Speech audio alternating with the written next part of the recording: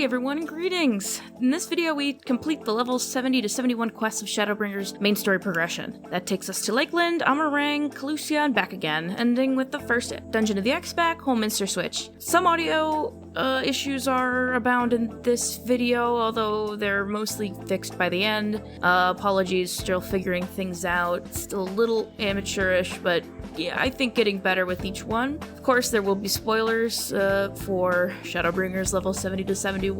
If you're playing the game right now and you'd like it, don't watch this video. Bookmark it and come back. The story really is that good. You want to experience it all for yourself. Anyway, thank you for watching and please enjoy. With my DMs popping off, we start off where we left off and chat with Totara about what we can do to find this device that the cloaked figure wanted us to find. We have to go find the rotting corpse of Grahatia. It's a pretty good quest start, Jingle. I still want to say Heaven's Word is still my favorite. Whoa. The place is so pretty. The music is giving me shivers, I'm not gonna lie. Or maybe it's the fan that's pointed right at me. Heading there, we meet up with our old friends Biggs and Wedge and find our artifact of interest in no time. He didn't make it easy for us, did he? He's like, it's of the utmost importance. By the way, it's a needle in the haystack. It's that small. What's that you got there? This music is so good. Oh, come on, man. Oh, that's weird. Let expanse contract. Eon become instant. We are spirited away through time and space and shown scenes of our past before arriving in perhaps the prettiest place I've seen in the game so far. Do not look at me so. Oh man. We did everything right. Everything that was asked of us, and still it came to this. Oh. Wait, this cutscene. Whoa!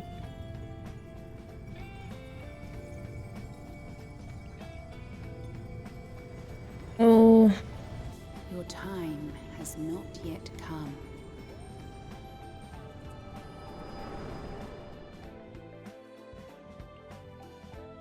It's crazy that this is the first thing in the entire X-Pack. We'd have to, in previous ones, we'd have to run like 14 errands to get to this point. Is that hard? I think that's hard. I'm taking screenshots right now. I don't think it's showing up on OBS. This is a cool area. From endless dreams I awake. Something vague, yet urgent, calls me to action once more. Dude, we're getting so much good, like, wall content right now. I'm eating. I'm feasting. We meet a kindly merchant during our wanderings through the ethereal purple forest who drops the first bombshell of the X-Pack. It's nighttime. He's nice enough to show us in the direction of a place we'll hopefully find safety and answers, but we'll certainly find an exciting title drop. Okay. Alright, maybe it is big. This is so cool. My bird didn't come with me. Where am I? I don't think that's in the standard writing that we usually see in Eorzea. I don't know any of these places. We race up to the gate to meet the Crystarium city guards, though do not seem to make much headway with them. The bunny baddie doubts our origins, but allows us to pass when the Crystal Exarch comes to meet us in person once more. Oh, jeez. Oh. Ooh, what is that? What is that? This is weird stuff, guys. And again, the music is popping off. No! No, that was our... Hi, dude. No. Everything all right, Captain? He thanks us for heeding his summons, as if we had a choice, and explains that we are on one of the 13 worlds in this universe, the First. In the First, the daylight never ends, and because of that, the world is in complete disarray with monsters known as Sin Eaters terrorizing the people who remain in the scantily preserved lands of the First. It's been like this for over 100 years with no end in sight. After a breathtaking introduction to the Crystarium, I take a moment to explore the area and capture a few G-poses before committing to the rest of the story. Whew, chills. such a proud and vibrant city. The sole sanctuary for the living in a world all but resigned to oblivion. Each stone was laid with hope. The town itself a symbol, a monument to defiance in the face of death. No would-be hero could fail to answer its call. For who among us does not yearn for salvation? Said it. Whatever. Ooh.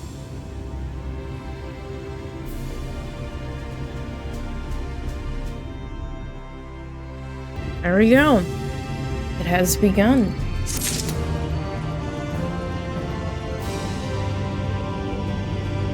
Alright, that's a pretty good quest complete. That's cool. For being in Calamity, they sure have done a pretty solid job of taking care of everything here. Dude, the G-pose in here I know goes crazy. I also find it interesting that it seems like almost every race is accounted for here. And I kind of wonder what the lore reason for that is. That's probably a really good G-pose spot. I'm just scouting now. Ooh. Like, again, for a place that's in ruin, it's pretty dang nice. And everybody's in quite high spirits. Oh, I should probably get on that. Oh, that's interesting. I wonder if that's a lore thing or just not quite there yet. Ooh, the summoning bell. That's pretty. Can I? Yeah, okay. Spirit my 4 retainers away. They're like, what the hell is going on? Airship landing, which is interesting. Not sure where it's going to take me. Oh, what is that? That's pretty cool. I wonder if it's there's a mail spot. I wonder if it's the Moog. Oh, it is! Moogles exist on the first. Very important lore information. This is what I do, by the way, in any new location. Take about 40 minutes to just explore every freaking corner. Or the ether shards look a little funny. I want to open up the lookouts for this area. If I even can. What would the situation be? Like a reflection of the lookout, the family that does the sightseeing log? That would be kind of funny. 1 dude, 2 people. I would have thought this place was more poppin', but it says Shadowbringers is their favorite expansion, does not AFK in the Crystarium. I'm curious. Whoa. Eek G-pose. Holy. I'm gonna spend so much time here. My friends are gonna be so mad at me. How far did you get in Shadowbringers? Nothing. I got to Norvin. Wow. Is this when the budget hit? This is incredible.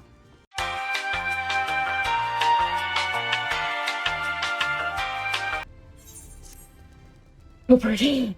You know, I am glad I give Square Enix so much money. Whoa! Get the hell out of here. Very, very good spot. And right next to this thing. Alright, well, found my new favorite place. The inn over there. But I'm sure I can't go in at this point. The Exarch bids us to explore the city of the Crystarium, with the aim of learning all about how it came to be, the people who reside within, and the day-to-day operations of the city. Of note, we learned that the Warriors of Light of this land, who we met in the post-patch of Heavensward, slew the Shadowkeeper and threw off the balance of light and dark, resulting in the everlasting daylight. The Oracle of Light came to their aid, that is, Midphilia, and prevented the light from overtaking all of the First. We also learned that the races of the First are called slightly different names as they are in our world, though I suppose that's much less important to the plot. Now that's interesting. Unless he's fucking with us. I have all my favorites here. Easy access. Got the Eureka emote, and it's kind of one of my favorites to bother people with. I think it's a good bit. The Exarch brings us to his study, the Ocular, and informs us that our friends' souls are trapped here on the First, and all of them have been here for a year or longer, as time progresses slightly differently than it does throughout the Source. He also informs us that Urianger saw a vision of what was to happen if the rejoining Varus had talked about were to come to pass. It would begin the 8th Umbral Calamity, kill countless people across the Source and its shards, and would also result in Floramon's death. Due to that vision, the Scions found it best to focus their efforts on finding a way to stall the looming calamity. Through this effort, they decided the only way to stop the calamity was to eliminate the Sin Eaters in the first. How that tracks? I'm not sure, but it's probably best not to dwell upon it too much at this point. The Exarch suggests that we seek out our friends, starting with Alphino and Alize, to hear their version of events and know that the Exarch speaks true. Before then, however, we are afforded the chance to lay down and rest in a private inn room, which we soon discover is not so solitary as we first thought. I know I made the joke in the last video, but I mean, my first, introduction to, I'm blanking on his name. His voice actor was through Wicked. So now I can only picture him a human. Oh. Okay. iPhone. And none of them have Candy Crush. Hey. Cute. So why couldn't he send pixies to our world to at least give a heads up that this is going to happen? I am excited to see this room. Okay. Good thing I have sunglasses. Hey.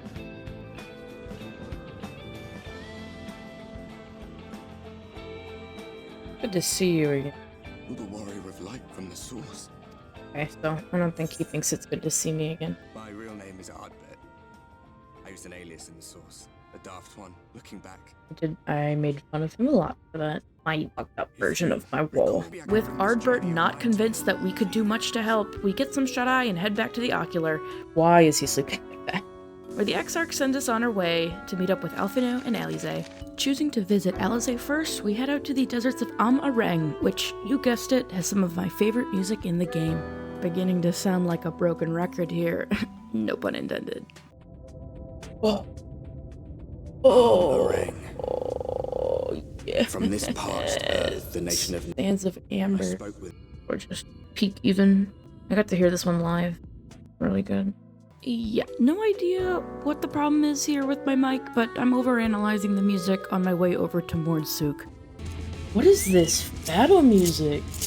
Even before I knew about the context of the music, I had said that the piece sounded sad, forlorn, and melancholic. That the area it comes from must be barren and without much hope. For a Final Fantasy music analysis incoming? Let me know if you're interested. At Mordsuk, we participate in the ancient and special custom of cracking the coin purse with the Mords by purchasing some of their wares. Floramon buys far too much bread and shares the lot with everyone else, making him a favorite among people in the souk. We help Cassard collect some groceries before continuing on to our original goal of seeking out Alize, though a friend of hers by the name of Tesleen finds us first. Tesleen works as a carer at the inn Alize completes guard duties at, so we help her across the barren desert with her wares. The inn, as it turns out, is more of a hospice for those who are afflicted by an unfamiliar progressive illness. Tesleen declines to explain further until we find Alize, who we find while she's out on her rounds. We fill her in on what happened back on the source, and she fills me in on what she's been up to on her time in the first, including that the people in the inn are doomed to become Sin Eaters due to close contact with them. We help Alize clear the nearby areas of lesser Sin Eaters before returning to the inn together to see Tesleen. We help Tesleen by taking care of some of the inn residents, and once that's done, she bids us to go back to Mordsuk and pick up a single nectarine from the market. Oh, the chocobo feet in the sand. Aha, I see. No thanks. Bonus? Sure, why not? Yes! Okay, I am glad I did that, because I have been wanting to grab these. Now to only find out where I actually trade those. I just know there's a couple of, like, the, little grape leaf hat thing. Laurel. I really want that. And you have to use the bicolor gemstone. I get distracted briefly by a fate, then meet up with Alize at Mordsuk to complete our shopping and do a little sightseeing. It reminds me of the burn. On the body's etheric balance. What if I touched it? Do you dare me? I'll do it. I'm just kidding. Only if you double up, dare me. Alize reveals that in order to temper the pain of Sin Eater transformation on both the afflicted and the greater Am-Areng, Tesleen provides the patients with the last meal of poison hidden in their favorite foods. That's so sad. Yeah. What the freak? Alize assures us that this is a kindness, and that Tisleen only does this to spare her wards the brutal, sickening transformation that robs them of their body and their personhood. Good thing we don't have to worry about seeing that! The Warrior of Light is now faced with the morality of physician-assisted suicide. What do you want? Ooh, I'm interested, but I shouldn't. This fight music really kills the vibe, man. I'm seriously just vibing to Sands of Amber. It's the most jarring tone shift ever. Tisleen appreciates our efforts and rewards us with a nice stew, while she explains in detail the tragic reality of primordial light poisoning. She admits it's not easy to end the life of a person residing in the inn, but she knows it's a mercy. It kind of echoes the feelings that I think a lot of caretakers to people with Alzheimer's and dementia have, I would say. But yeah, I don't know if it was purposeful that way, but she mentions that she wishes a legendary hero called the Warrior of Darkness could help her patients to the afterlife for her, though she knows it's nothing but a silly children's story. I love literary foils! Yay! Suddenly, great unease overcomes the inn, and we find Halric to be missing. We head out to search for him and facilitate his safe return. Fuck. Yeah. You know what comes next. Oh. My god. Really? I don't like where this is going. I'm gonna have to kill a child. Died. Let's not say we did. Gotta take some G-poses here before I leave. I'll do that off recording for the editor. And him soon, you can be I like sure the background music.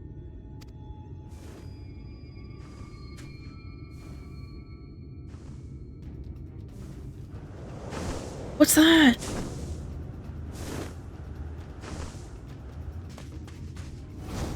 Oh! Is that... Oh no! Halric! Woo! Holy! Atta girl! We have to run!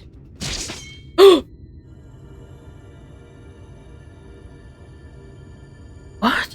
Tesleen! No! Oh my god! Whoa!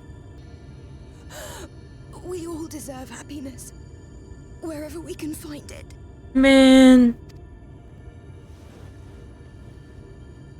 The time left to you is precious. No one should die in pain. Mother, I... Ooh. God. Oh my god.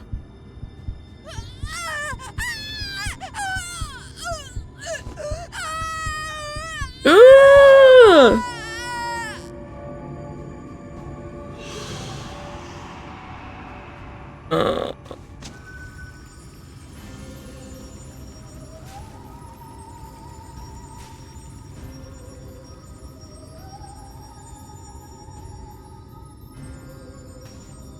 Ooh.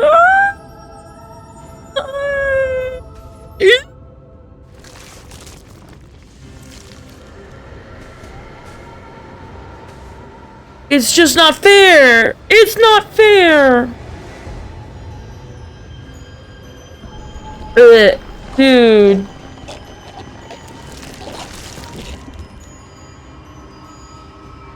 Oh.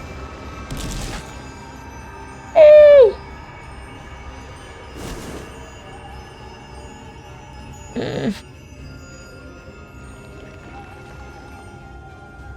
Oh my god. No.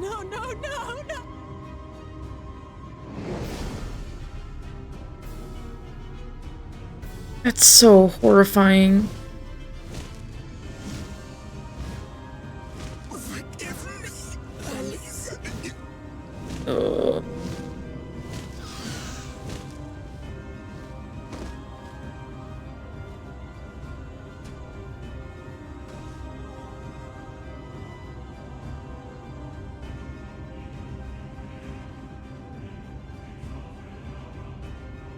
God, in this music.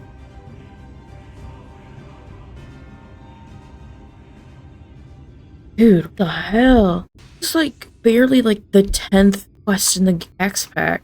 I think this fares well for the rest of my playthrough. Body horror? In my MMO? It's more likely than you think. We go and tell everyone what happened and, dude, whatever. I'm still recovering from this. Man, I was really about to talk about how extra melancholic the music sounds, but I had to get interrupted by that. Come on, I was brooding. I was literally brooding. It's just ridiculous. Oh, I'm a bird. Oh, pegged my shoulder. Shit hurts. With Alize back at the Crystarium, we head out to Calusia to seek out Alphino. Well, not before doing a bit of screwing around first. I think that's sightseeing. Hang on. Where is she? Whoa, that's not very nice. Screw you too. Okay, hang on. Why they call me Sinner? Woohoo! This music is also really good. Water is wet. Are these supposed to be mirrors to Ul'dah and La Noscea, I wonder? The people who reside in Yulmore, a prominent settlement of Calusia, are not fond of the rest of the survivors of the flood and don't trouble themselves with the preservationist activities occurring in the Crystarium, instead choosing to live out their lives in hedonistic bliss, or die trying. We're linked with an informant named Eivor, who tells us we can meet up with Alphino at a tavern in a settlement up the road called Stillwater. Thiva, the proprietor of the inn where we are to meet Alphino, sends us further up the road to check on some crops, as their farmer can't be bothered to check in or do any work in the recent weeks. After arriving at the farm and eradicating the swarms of bugs, I encounter a figure so legendary, so culture-shatteringly important, that I've only heard them spoken about in hushed tones and reverent whispers. And lots of fan merch. Squeeps! They rounded them out and slimmed them down, if you didn't know. The Ozempic craze has hit the first. It's tragic. Anyway, after that spiritual experience, we report back to Thiva and reunite with Lil Bro. He recounts his time with Gaius and confirms the stories we've heard about Black Rose, which he believes will be the catalyst for the 8th Umbral Calamity. He believes we can find even further answers in Yulmore, so off to Yulmore we go. Swear to God, this exact rock formation is in La Noscea. On our way to Yulmore, we encounter an elderly lady being tormented by a Sin Eater. After a quick dispatch and check-in, she admits she shouldn't hang around her old home any longer, especially by herself. As we arrive at Gate Town, Alphino fills us in on the social situation. People in Gate Town wait outside Yulmore's gates in hopes they get a chance to enter the city and work for a family or person of status within. No sooner do we arrive than 2 criers from Yulmore declare that they need a culinarian skilled in seafood. If someone can provide that skill, they'll be allowed to live in the city as sort of an indentured servant. The value of a person who doesn't live in Yulmore is measured only by what they can provide to Yulmore's residents, much to Alphino's chagrin. After selecting a Galgant lady, the criers provide the Gate Town residents with a dull-looking food item called meal, which Alphino informs us happens every time someone is selected to enter Yulmore. This makes them dependent on Yulmore, allowing citizens of Yulmore to have their pick of people for slave labor and discouraging Gate Town residents from leaving to seek better opportunities. We talk to some Gate Town residents to take their experiences into account, though Alphino still can't shake the feeling that there's something especially nefarious about the whole situation. Look out point! Look out point! Get the fuck out of my way! Got more important things to do, man. Yippee! Oh, cat saying hi. There it is. This has the makings of like an old fairy tale or something, or maybe like a fable. I'm trying to think of a text to text connection here, but I'm kind of falling short. But it feels like a very ripe for the very good storytelling vehicle. Welcome one and all to Florrie's Perfect Literature class. Despite here saying that this feels like a fairy tale or fable that I had heard before, try as I might, I couldn't find a story that I remember reading that fit the same story elements as Yulmore's did. I asked around to some others and came to the conclusion that stories regarding wealth disparity and social inequality are super far-reaching, and that's probably what it reminded me of. I think the most similar story is probably The Hunger Games by Suzanne Collins, specifically because of all the stories I had heard people say, none had mentioned the food for service aspect, which The Hunger Games does feature prominently. Tributes in The Hunger Games are also there solely for the capital's enjoyment and entertainment, much like Gate Town residents in Yulmore. But other stories folks brought up were The Great Gatsby, Downton Abbey, The Handmaid's Tale, Final Fantasy VII, and Parasite, but there are many, many more. Back to the game. Scheme. The boy is scheming. He reveals also that he struck a deal with a beast tribe called the Ondo to trade produce for pearls, and he thinks that could get him in the gate. But that boy on Shark Tank. Alphino's pulling the self-same market board grifts that I've been doing all my time here. Hard to make an honest gil, man. Arriving at the house of our trade partner, she reveals that someone else came to pick up Alphino's order, and we go out to search for them. Oh. Shoot him in the back of the head. It turns out that it was a particularly desperate mistil named Kai Shear. Despite Alphino's desire to get into Yulmore, he allows Kai Shear to continue the trade to get into Yulmore himself. A shaved head does not look good on a Mikote. Like, oh no, his shit's jacked, that's all. Oh, come on. My mom kinda homeless.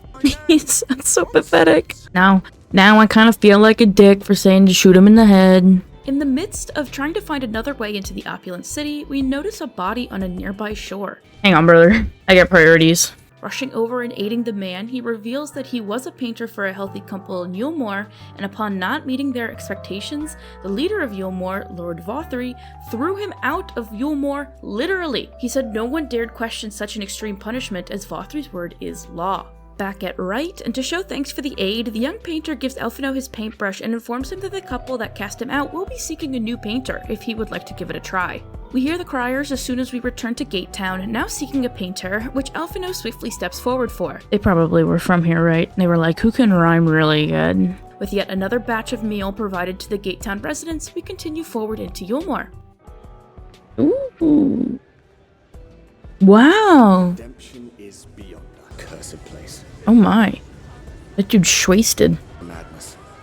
Only to Whoa. embrace Oh my. Scandalocious. Didn't know we went to Balmung. Before we head up to the Bureau of Immigration, I take a moment to chat with the residents of the derelicts who have made a settlement for themselves out of wrecked boats and trashed items from the people who live above. I don't know about this area in particular. A good outlook. It's sad, but it's good. This is crazy. The path to glory. Alphino's gonna start a socialist revolution here. He's like, where's your anger? Where's your rage? Rise, rise, rise. Alphino and I are processed by the Immigration Bureau and are told to take a shower and make ourselves presentable before meeting the Chais. Oh, pretty. After a refresh, we explore the Expex minor city a little bit before meeting the Chais. Well, not before a quick G-pose, of course. A lot of jail cells. Wait, that's weird. Interesting. This is cool.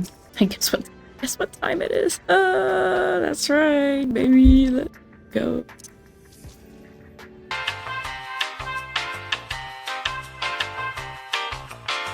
Very cool. Lady Chai takes to Alphino immediately, who gladly approves of his request to allow Florimond to explore the city. And it's just that easy. He doesn't seem...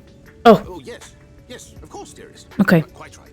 Happy wife, happy life kind of guy. I respect it. During my wanderings, I meet an amiable maiden who requests our help in locating her attendant, who ran off to find her missing handkerchief. We find him hanging off the railing of the city boardwalk and help him to safety. He's extremely happy with his life as a charge in the city, despite not being a free citizen. Upon meeting up with the maiden again, she assures us that there is no classism despite the clear delineation between classes in Yulmore. She reveals to us that everyone surrenders their fortunes to the city upon registering to be a free citizen. In return, she says, everyone is provided what they need to live in extreme comfort. There's no rivalry for money or land, meaning everyone always gets along. She recommends next that we visit the beehive and meet a mistel named Tista Bee. Oh. Upon meeting her, she asks us to play a game of high or low, though I elect first to change into more appropriate clothing. Turns out Flory is a natural at high or low and has no issue winning over Tista Bee's trust. She tells us that Lord Vothry has command over the Sin Eaters, and they're guaranteed not to harm any Yulmorian resident. I'll come back. I am exerting self-control. We next try to talk to Atharn, but he won't give up anything until we do a little dance for him. Okay, that's crazy. No, he has such a pathetic little dance. No. Oh no. No.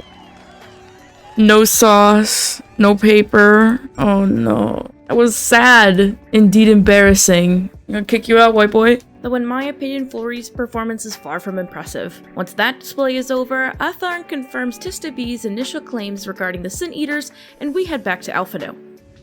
Ooh. Looking good. Now we fit. Now we both fit. With Alphino finally ready to start the portrait, he requests that we head down to the military headquarters and snoop around. I got the lookout point here, if you were curious. We find a weeping girl in one of the cells who tells us that her voice isn't working well anymore, and she feels as though she's in danger as she was brought to Yulmore to sing for her patron. She asks us to go back to the derelicts to try to get medicines that could bring her voice back. The medicine vendor says that there is nothing that can help her, save from a surgery, though even then her voice might not come back to full strength. Before we leave to break the bad news, he reveals another piece of interesting information. People don't leave Yulmore. Some may get thrown from the balcony from time to time, but not even corpses leave the city. We go on to tell the crying girl the news, right as her patron finds her. She has no choice but to finally admit that she can no longer sing, but her patron is not as upset about that as she figured. Instead, he says that he'll work to get her ascended. This is a relief to her, but a puzzlement for us. The Free Citizen explains that Sin Eaters don't just take the sinners, but they can also take souls to eternal paradise, not unlike angels in the Christian gospel. Because of Lord Vothry's control, once again, the people of Yulmore are privy to this information and incredibly grateful to him for it. I mean, like, I was thinking about it, but I thought, I figured they would just, burn them? Like, cremate them? I don't know.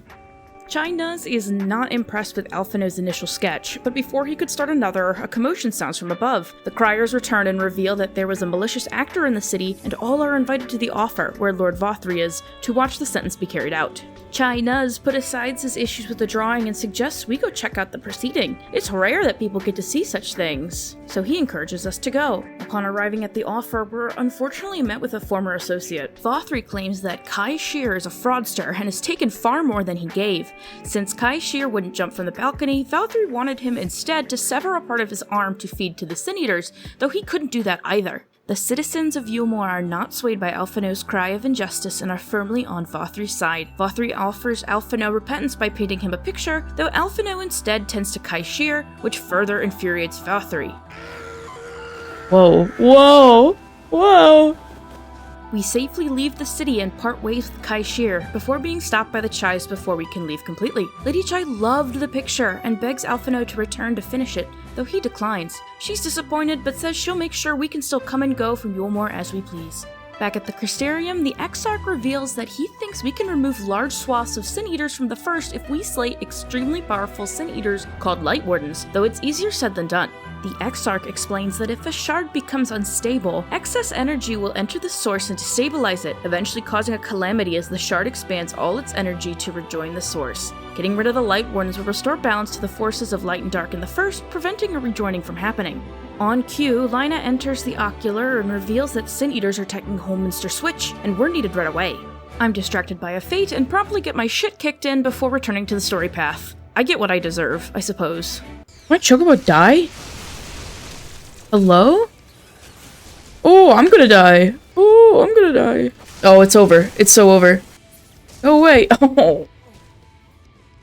No. Dusty can't help me. That's so sad. Rift. Can't flower shard. I'm well aware I sound like a broken record every single time, but yep, great music. Back on the path, I head over to Holminster Switch. Assembling my party, we forge ahead and bear witness to the horrors that lay beyond the gate. I'm going to go ahead and let the following cutscene speak for itself. Ooh! Wait, I've heard this before. I think it's on my playlist already. Ooh!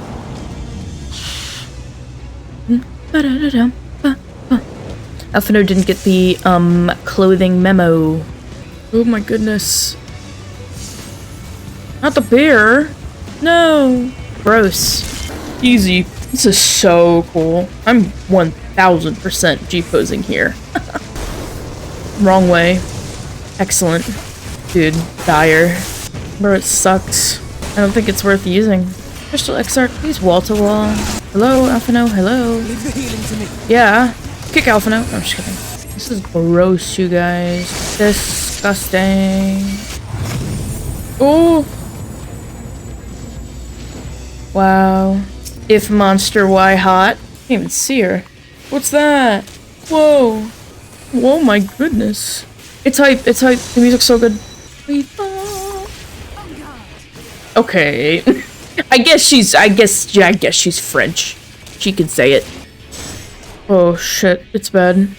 Oh, it's kind of hard. Oh my goodness, I'm on my way. No, I screwed it up. Oh, thank goodness. Oh my god.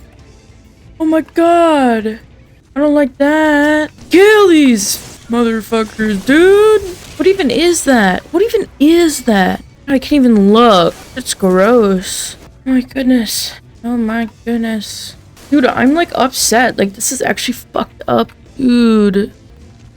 Tesleen. Good to see you. Oh shit, wait, no, it actually is. Oh no. I was kidding. I was joking, dude. I was literally joking. Why? No. I don't play this game anymore. Uh-oh. What is this? What is this? Mechanics are happening? Don't look, Alize, don't look. I'm gonna rip my LB before Alize can. Can't do that. You can't do that to Tesleen. Go. I don't think she ever underestimated you. I think she valued you very much. She's lashing out. Let me stack in the AoE. The tickler? Excuse me? Perverted. You alright? Yeah. Oh no. That's so sad. God damn. Oh no. No! Whoa, no, my god. It just gets worse. Oh no. I got nothing. I got no quips or nothing. This is just sad. Dude. Bumming me out. Remember when we were, doing treasure hunting with whatever his name was? Right after Stormblood? He was like, hey, let's go treasure hunting. Arenvald? Yeah. I was gonna call him, Ardbert, but I know that's not true. Uh-oh. Horrors beyond my comprehension. Oh no! Oh Jesus! I don't like it. I don't. Ew. Thank you, Professor. Is that all? That's all. Let's do it. Head Crusher? These names are crazy. Crystal Exarch, watch out. Why are we running to the side? Oh. Ooh. Help. Help. Help. Okay. Thaliak. I didn't know he was religious. Where'd this come from? This time in the first was really that bad, huh? Hello? Whoa! My sprint was down. Oops! I'll cover that one, Alfino, don't worry. What? Oh shit. Whoa. I see. That's crazy. These dungeons are getting so advanced. I felt even like Gimlet Dark was kind of more advanced than we usually see. Wow. My goodness. What a video game. Uh-oh. Go. God damn it. There'll be nothing left of you but a smoking crater. She had to move. Cancelled her LB. LOL. Taphophobia. I wonder what that is. I'm gonna look it up after this. I need something to distract me from the horrors. Alright. Crazy.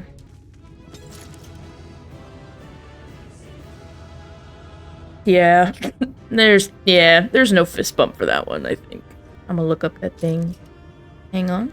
Oh! Taphophobia is the fear of being buried alive. Very clever. Oh yes, 2 fire and sword. It's releasing its ether. Fall back. We cannot let it touch us. Quickly, my lord, we must withdraw. He's like, nah, I'd win. That will not be necessary, Captain. Nah, I'd win. What he says. Though I appreciate your concern. The eternal light of these creatures has confounded us for nigh on 100 years. For each we have put down, another has risen up in its place, born of the self-same ether relinquished by its predecessor. But now we have a way to contain that corruption. Me? have to do everything for you people. The blessing of light, and the hero who wields it now stands before you. I hope this fucking works, pal. He's like, wait. He's like, I don't want to do this. Is it gonna hurt? Oh no, he seems fine. And then he explodes. Oh, Aura. Dude, I'm so mad. My screenshot button's busted. Oh.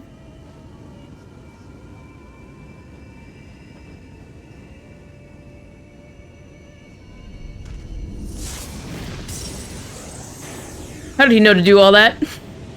He's like, let me hit this pose real quick. Whoa! Whoa! The monster's power is broken. It's dark again! By its touch, returns to its rightful form.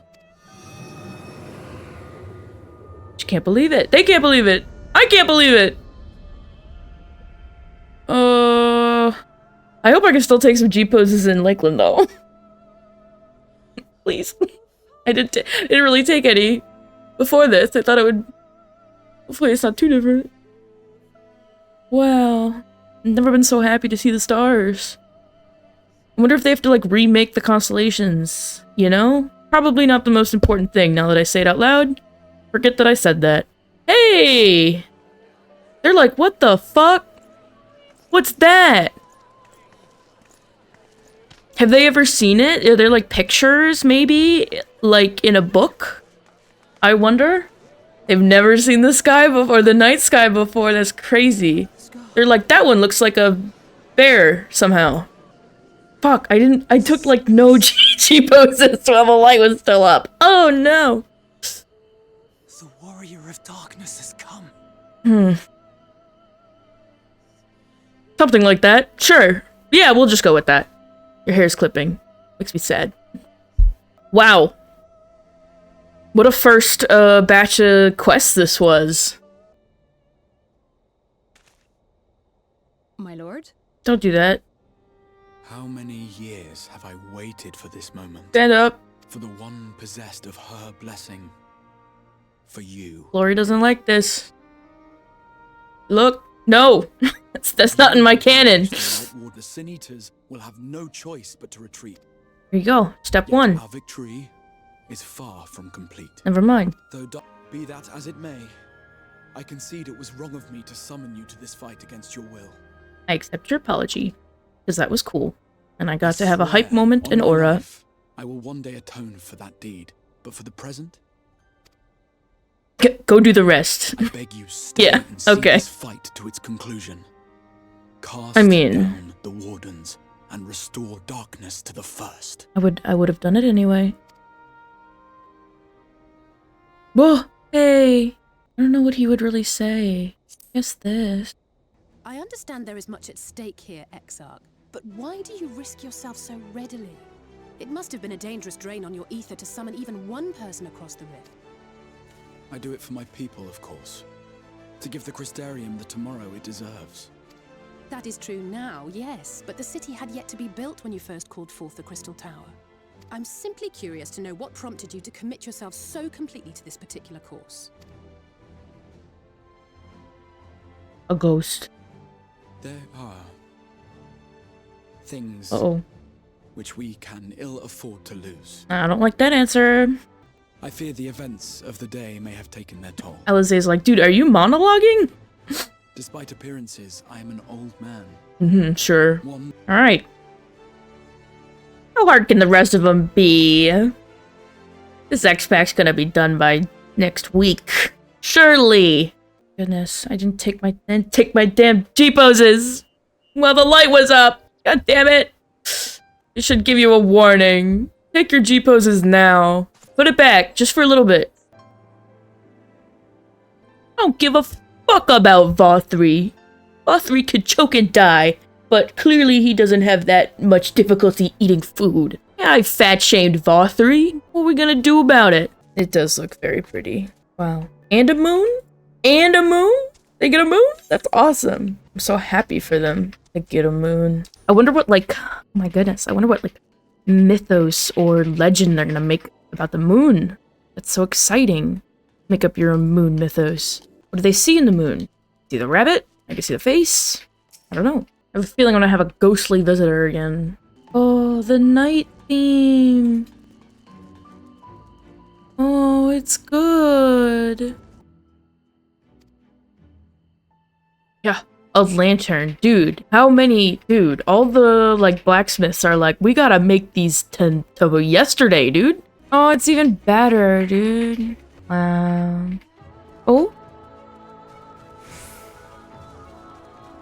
Wrong way. I'm just so... wow.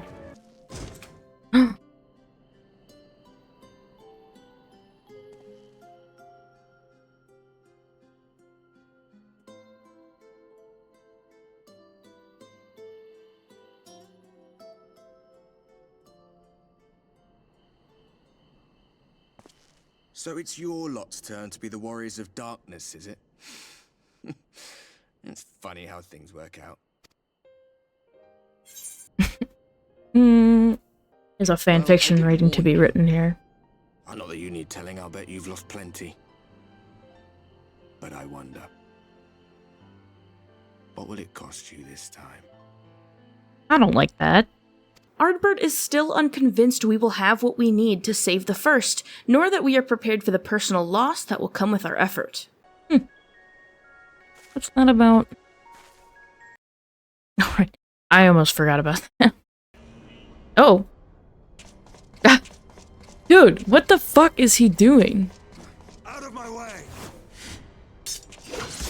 Whoa. Really? What is his problem? Stay your weapon. We are not your enemy. Van Baelsar, in the flesh. Though I understand you prefer Shadow Hunter.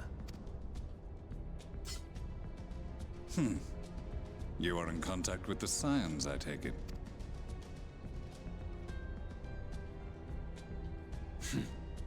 Through no choice of my own. They tracked me down and conscripted me to their cause. Is that true? I swear their receptionist was trained Oh, as a spy. yeah, okay. Not that anyone can escape that Baldessian woman once she has caught the scent of your ether. Sir Estinian, I have an offer for you, but I will make it only once. Since it would seem we seek the same answers, you are welcome to join us. From what I hear, you need all the help you can get. In case you don't know, Varys himself confessed that your empire was a creation of the Ascians. I am aware of what his Radiance said at the parley. Thus I would return to the capital, that I might behold the truth of this corruption with my own eyes. My path leads to Garlemald. Interesting. So interesting. Oh my god. Well, dang. We leave it there. I don't know. Like, I don't actually know at all. But I'm excited. I'm a little scared.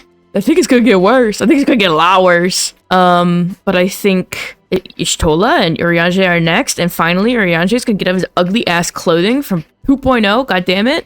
I'm really excited for that. The Fairy Kingdom, probably pretty cool. Raktika Greatwood, I haven't seen much from there at all. Nor Ilmeg, so I'm pretty excited. Yeah, it's gonna be fun. Oh my gosh, I'm excited and scared. Mostly excited, I think. Yeah, I think so. Wow. Nighttime. So cool. Alright. See you soon.